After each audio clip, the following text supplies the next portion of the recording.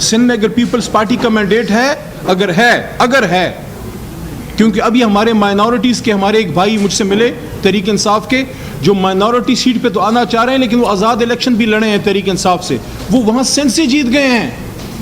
صرف نون لیگ کا مسئلہ نہیں ہے، پیپلز پارٹی اور وہاں MQM کا دیکھیں کہ کراچی کا مینڈیٹ ہمارے پاس ہے۔ چیف الیکشن کمشنر صاحب سے میرا سوال ہے، حافظ نعیم صاحب نے جو سیٹ واپس کی ہے، آپ لوگوں نے اس کی انویسٹیگیشن کی؟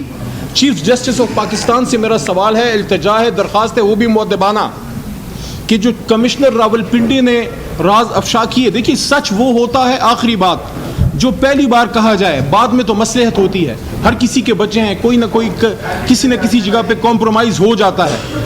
تو اگر ہم نے پاکستان میں جمہوریت کو بچانا ہے تو مینڈیٹ جس کا ہے اس کا مینڈیٹ اس کو دیجئے، حکومت ان کو بنانے دیجئے۔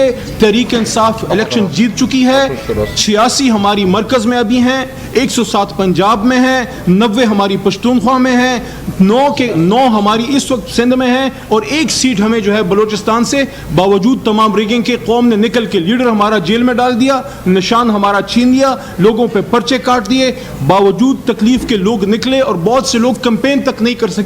ہمارے مردان میں عاطف خان صاحب کمپین نہیں کر سکے، جنرل سیکرٹری عمر ایوب خان صاحب کمپین نہیں کر سکے، اس کے باوجود قوم نے نکل کے ان کو جتایا۔ تو آخری بات دوبارہ یہ کہہ رہا ہوں، اگر جمہوریت سے ملک کو چلانا ہے تو جس طرح بدن کے لیے روح کی اہمیت ہے، اسی طرح جمہوریت کے لیے مینڈیٹ کے تقدس کی اہمیت ہے۔